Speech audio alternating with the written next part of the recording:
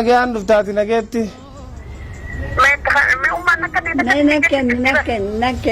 Mee ummaa tana maalirraa dirartaa mi koo dubbise kaa ummaan gara laafte haa mee oo dubbise.